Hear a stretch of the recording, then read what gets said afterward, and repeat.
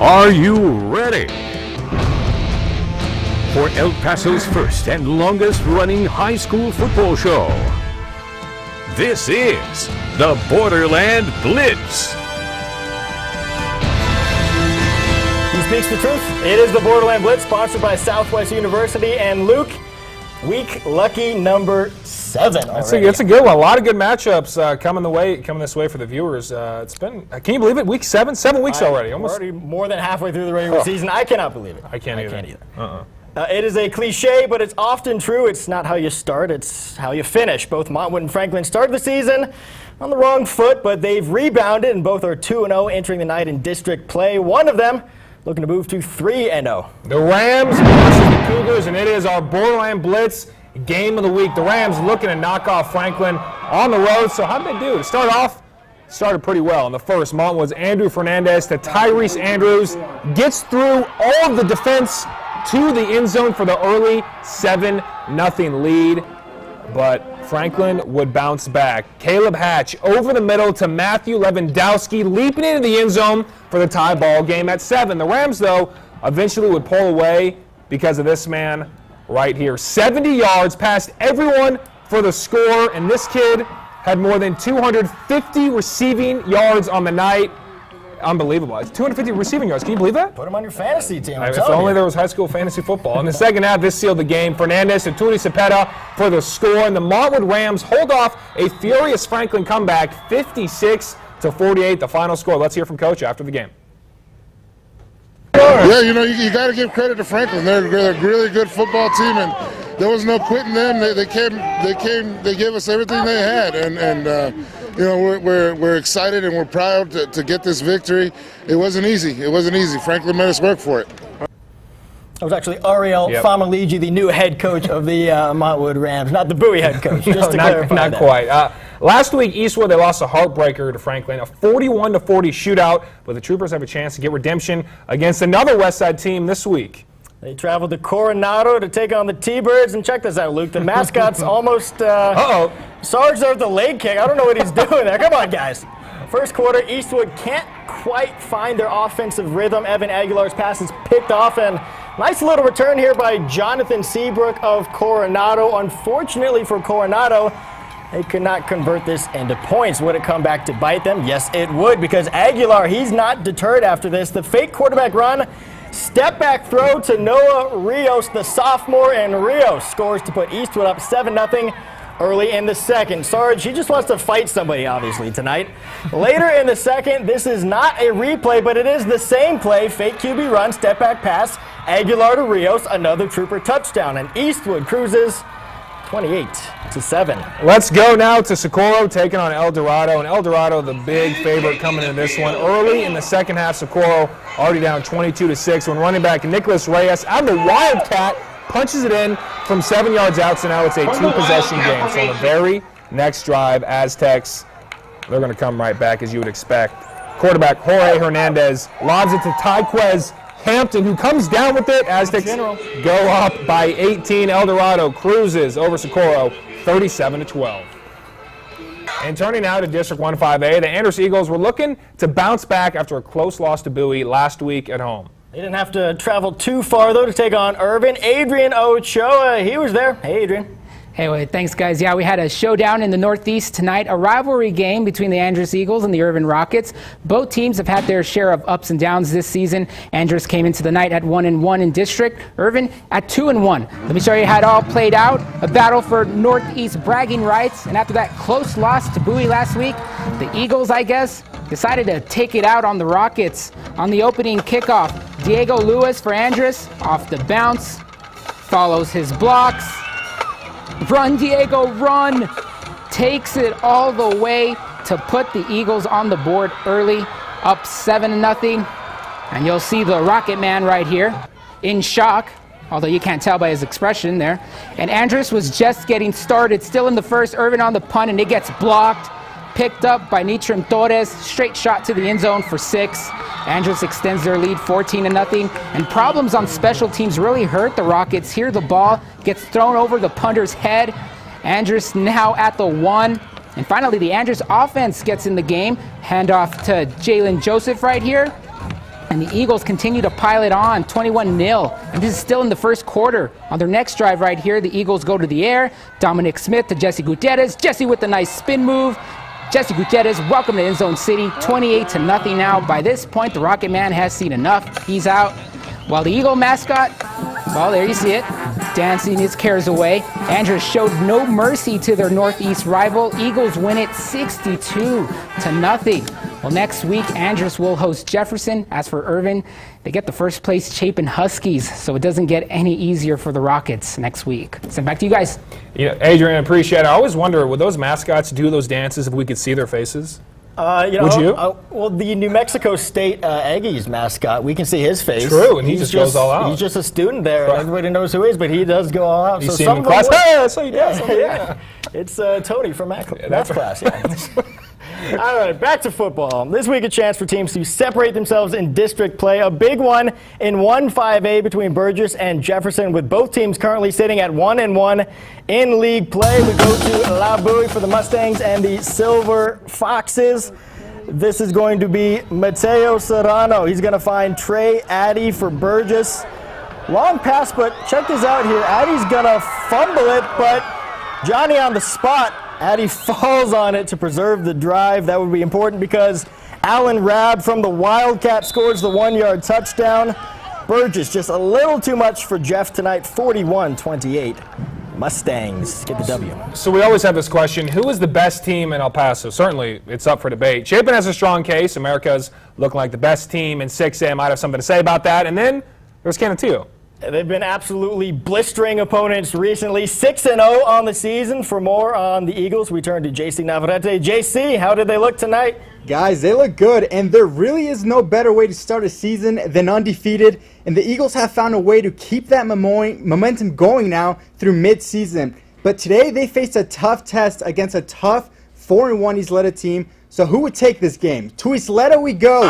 The defenses were playing lights out, so we have to jump to the second quarter in a scoreless game, but not for long. Danny Alvarez only threw it 9 times in this game, and one of them going down the field for Joseph Bass, who's got a great vert to put the Eagles on the board. Isleta down 6 would have to answer to the Eagles, and Damian Solis has Reynaldo Flores in the post, outrunning the defense and getting into the end zone to give the Indians the 76 lead. So now the Eagles have to go on the 2-minute offense, but that's no big deal because Brian Aguilar is there. He makes a man miss, and he's going to channel his inner Superman with the leap right there. That gives the Eagles the lead. After a 2-point conversion, Canutillo up 14-7. That was a nice 2-minute offense, but what about a 1-minute offense? Isleta with 9 ticks on the clock. Damian Solis in the pocket, avoiding the pressure, avoids a sack right there. He's going to take it himself. Can he pick up a first down? He gets the first down and a lot more. He gets the game-tying touchdown with no time on the clock. This was a close game, a really close game, but Canutillo would prove to be too much as they take it 28-21. So a huge win for Canutillo. They stay perfect at 7-0, and get this, things could not be going better for them. They have a bye week coming up, but they will face a tough Parkland team in 2 weeks, and that's a game we will definitely have to keep an eye on. Luke, Trevor, back to you. It was a close one. So a 7-point margin of victory. We're used to them winning by, 35, 42 points. But and JC was right. There's no better way to go in your bye than 7-0. 7-0, You can't do better, literally. Rest up, get healthy, try to right. go 8-0. Yeah. Well, last week, Del Valle managed to hold Parkland's explosive offense to just 7 points. And to put that in perspective, Parkland had scored 75 the week before. How would the Del Valle D perform against Riverside? Well, we go to Del Valle for this one, and that is a dance move, whatever that is. First quarter, Raymond Montes, Steven Montes' brother, strikes to the left side, and he hits Jamiel Garcia, who just keeps the foot in bounds for the touchdown and the 14-0 lead. So still in the first, more conquistadores. Montes doing it with his legs, stays inside, hopping over defenders all over the place, into the end zone yet again for the 21-zip lead. And Del Valle cruises from start to finish, 55-0. to 21. And, you know, as we always say, the best things in life are always free, or so they say that. And we here, the Blitz, we believe that. Yeah, that's why Adrian Medina is here to give away some free stuff. Adrian? Hey guys, how you guys doing? If I look a little perplexed, I just heard JC saying something about mowing, momentum, something about Canutillo. They're 7-0. Awesome, but right now I'd like you guys to go on KVIA.com. I want you guys to actually go to our new website. It's below the top stories. You'll see the little Jack in the Box logo. Log in. Go ahead and register to win. We're going to give away 2 $25 gift certificates at the end of the show. We also want you guys to give us your videos, your photos, by using hashtag Borderland Blitz. Hashtag Borderland Blitz. We'll also include them. We got actually a shout out from, I believe, Miss Tina El Paso was one of the ones that we got. But it's a great shot from Mauricio that was out at one of the games. Back to you guys. You haven't heard of mowing? Everybody's heard of mowing. Adrian, come on. Mowing? It's what the millennials are saying these days. Yeah. Give it the times, man. Give it the times. Well, after the break, we will check in with the leading rusher in the entire state of Texas, Deion Hankins, as his Parkland Matadors travel to far east El Paso to take on Horizon. We'll also have highlights from Eastlake's matchup against Hanks. Stay with us.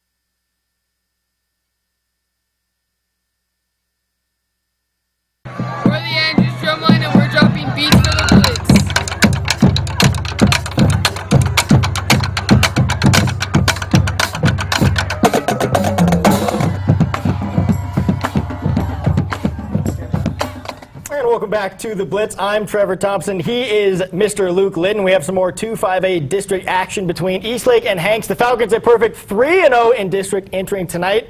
Another good chance to make it 4 straight against the Knights, who are still winless on the season. Who would come out on top tonight? In district play, Hanks has been outscored 218-60, hosting Eastlake, and unfortunately for the Knights, it was much of the same. In the second, Keith Arango Lopez, the nice lob to Ivan Avina, who trots into the end zone for the easy score and the 40-14 lead. So same quarter, more Avina. KTL, the little toss to the receiver, who takes it far left side looking for the pylon, and he's going to get it untouched, in fact, for another 7. Eastlake dominates Hanks 67-17. I tell you, these new guys, they just can't get enough of the Blitz, can they? Time now for another member, Mauricio Casillas, to join us. Mauricio, you get to watch Texas's leading rusher and Deion Hankins take on Horizon, huh?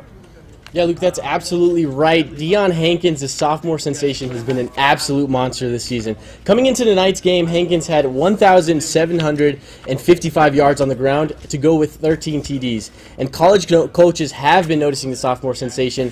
He's already getting attention from UTEP and Texas Tech. So how did he do against Horizon? Well, let's take out the highlights. The Scorpions coming in at 1-4, looking to turn things around against 4-2 Parkland. Early in the first quarter, though, it's Matador striking first. A.J. Briggs throws an absolute dime here to Patrick Sullivan, who hauls it in. That's a 30-yard touchdown grab. Matadors take the 7-0 lead. In the second quarter, though, the Scorpions would respond. Man in motion, snap goes to quarterback Brandon Duarte, who runs the read option beautifully. And look at this, he strolls into the end zone untouched. Game tied at 7. Now, right before the half, we see the Hankins effect. Briggs goes in play action. Coming up right here after some nice dance moves there from the crowd, loving it. Here it is. Briggs goes in play action. The defense bites on Hankins' run, and he finds Sullivan once again wide open there, and Parkland would capitalize, going up 14-7. But guys, the real winner tonight, I should say, was Mother Nature. This game postponed due to lightning, actually tied 14-14 going into the third quarter, I should say, but they will resume tomorrow, going on at 1 p.m. So again, Horizon looking for win number 2 on the season, and Parkland looking for win number 5. So hopefully it'll all be decided tomorrow. All right, Mauricio, thank you. And we have a good amount of schools getting a lot of recognition for their great starts of the year. But how about Cathedral? 6-0 in the year, and it looks like they're not slowing down anytime soon. Or are they? That's the question. You know, outscoring opponents by 166 points. That's a lot. Let's see how they would fare against Chaparral. Both teams going head-to-head out at Austin for this one. Senior night for the Irish, but Chaparral playing tough. Angel Carbajal going to pick off the Chris Lightbourne pass in the red zone. That's a tough blow there for the Irish. Their luck would get a little bit better, though. Santi Manduhando, the tough run. All his teammates going to help him out. Look at the push there and the drive. That would lead to this. Chris Lightbourne to Chris Frazier. 17-yard TD pass. Cathedral goes up 7-0. Unfortunately for them, it's not enough. Chaparral wins, knocks Cathedral from the ranks of the unbeaten 16-7. And another squad that seems to always stay consistent in that win column, the Centennial Hawks. 5-1 in the year, 2-0 in district, taking on a struggling Gadsden team. So let's go ahead and get to the highlights in the first quarter. The toss to Joaquin Gutierrez. It's gonna be a good one because he cuts outside for the easy, makes it look so easy at least, for the touchdown, and Centennial goes up 14-0, and then later in the second quarter they're already up 3 scores when Isaiah Mendoza, taking his time in the pocket, off the play action, right over the middle, a little overthrown, but it doesn't matter because he makes the grab. 28-0 Centennial, and they go on to win big, 55-0. Let's check out some more scores here. Las Cruces getting the 20-point win, 48-28 over Hobbs. And sticking with New Mexico, it was Oñate getting the big win, 50-0, as they now improve to 5-2 on the year. And Hatch Valley, a 7-point winner on the day, 41-34. They come out victorious. And it is Alamogordo who falls just short to Artesia, 48-35. That is your final score. I want to say we take a little break from football. You know what this is going to be. It's going to be the War of the Week. We got to get to the sidelines. You know what I'm talking about. The cheerleaders are ready. Brittany is ready. So are you ready for Week 7 of the War of the Week? Take it away. What's up, guys? I'm Brittany Carlock, and right now we're at Bowie High School for what should be a really good game between 2 undefeated teams. But over here on the sidelines, the cheerleaders are not just excited for the game, they're excited for the War of the Week. So let's get right to it. Back with me this week is Kim Grayson. She has our first team. All right, we've got the Chapin Huskies.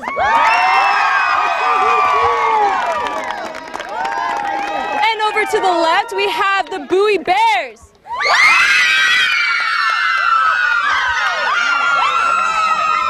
3, 2, 1, go!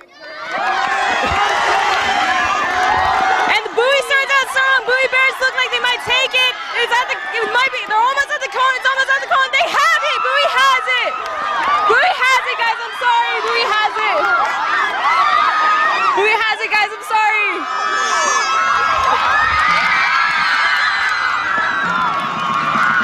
And the Bowie Bears will take it for the War of the Week. We'll see how they do on the field. For now, we'll send it back to you guys in the studio. All right, thanks a lot, Brittany. Let's take you back now and show you the winner of the Sweet Play of the Week for Week 6. This week, we're going to do something a little different. Trevor's going to break down why a pair of Eastwood Troopers were more than deserving, and this is why it is our Sweet Play of the Week Breakdown Edition.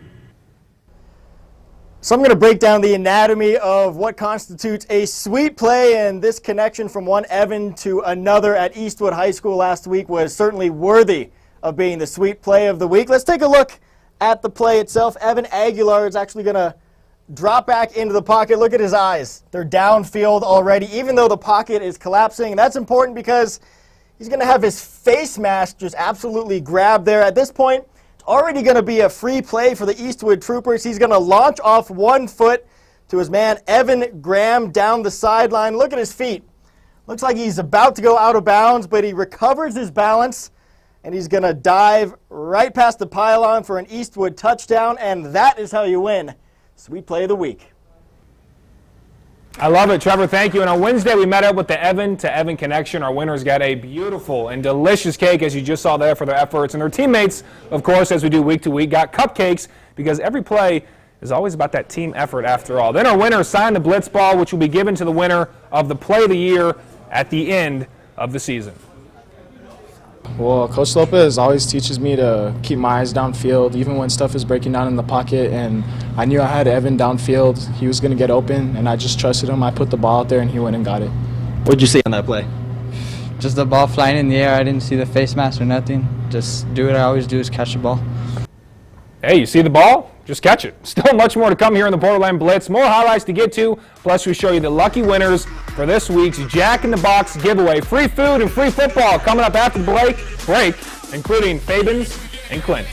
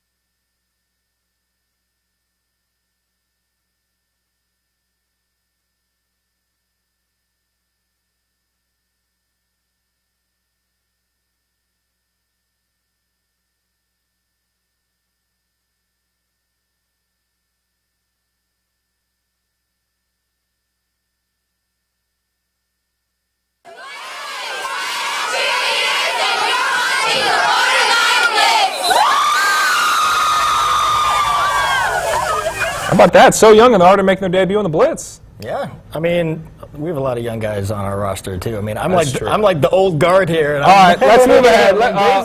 Age is nothing but a number. Welcome back to the Borderland Blitz, everyone. At this point in the season, Clinton looks to be the favorite to win District 2-4A. It's Breast Cancer Awareness Week at Clinton. The Lions were fired up. Let's go ahead and get to the highlights. The final minutes of the first half, and Sebastian Barraza is going to get the handoff, and he's going to make the most of it as he will rumble into the end zone to make it 28-0. So now we jump ahead to the beginning of the second half, and the Lions were still grinding away for another touchdown, this time by Marco Martinez. The Lions hoping not to be the district runner-up 2 years in a row, instead be number one, as they are currently 5-0 on the year as Clint wins big, 42-0.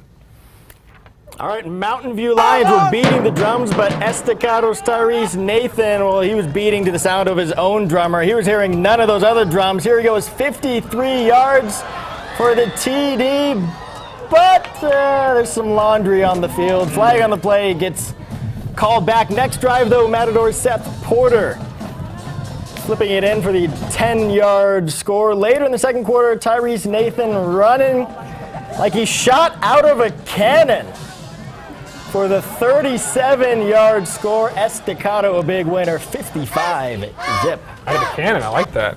We got some more scores for you. San Eli, not a good start to the season so far as they lose big to Andrews, 72-zip. All right, let's see if we have, yeah, we do have Santa Teresa and Lovington. Pick it up in the fourth quarter. Santa Teresa is driving and fakes out the cameraman, fakes out everybody. And he is gone for the score, 28-27 at that point. but back comes Lovington. Lovington in the fourth quarter, trying to mount the comeback. Can they do it? Lovington, let's give them some love. The handoff breaks to the outside.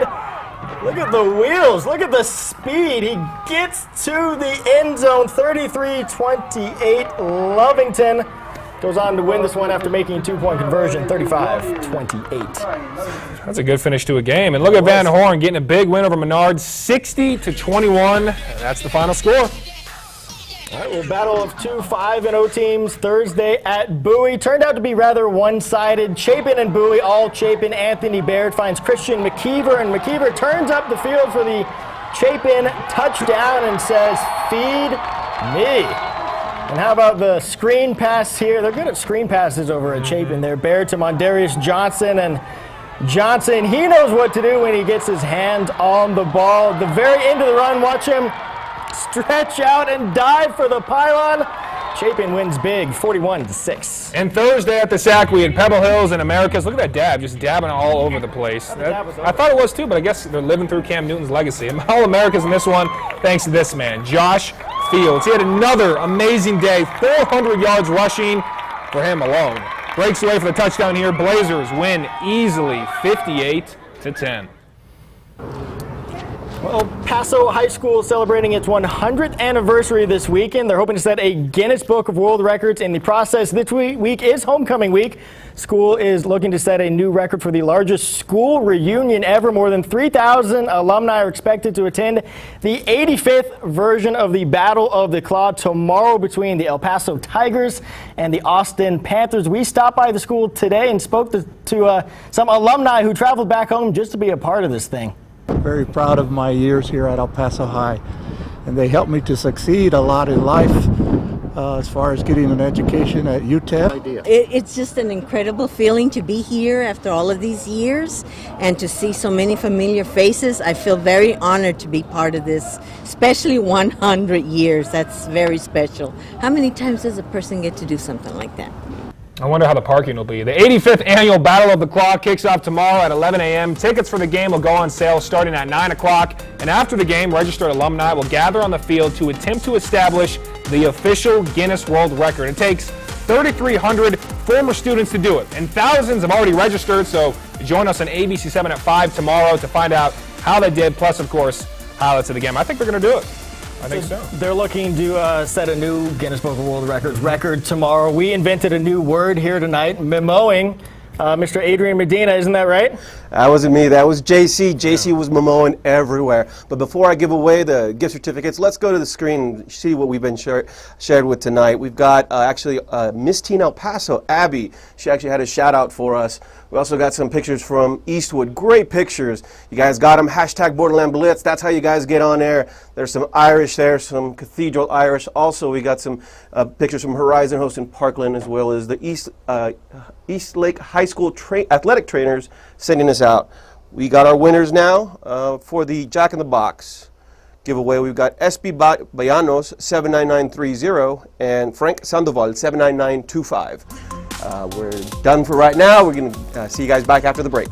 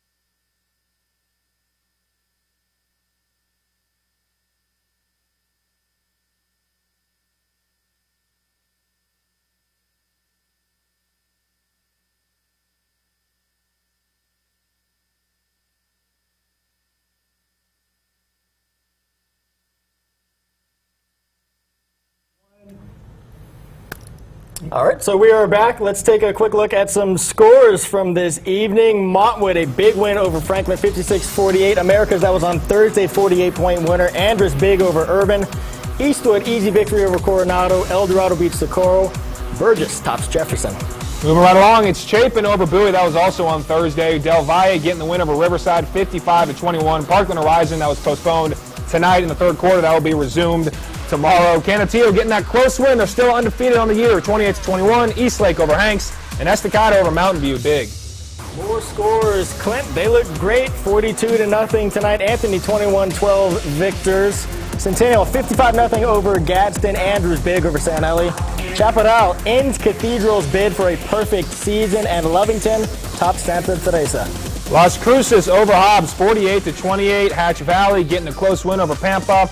And it's Van Horn over Menard. Oñate with a shutout win. And Artesia over Alamogordo in a close one, 48-35. And I do want to mention one score that a lot of fans in Las Cruces are wondering about. Rio Rancho versus Rio Rancho Cleveland. Cleveland, of course, the defending state champs. They fell tonight, though, to their crosstown rivals from Rio Rancho, 42-28. Cleveland goes down tonight. And let's go ahead and take a look at the District 1 6A standings. We got a lot of competition there. Americas and Montwood leading the way at 3-0. El Dorado and Franklin not too far behind at 2-1. Let's go to 1-5A. Chapin, the only undefeated team, sitting there at 3-0. Plenty of competition at 2-1, though.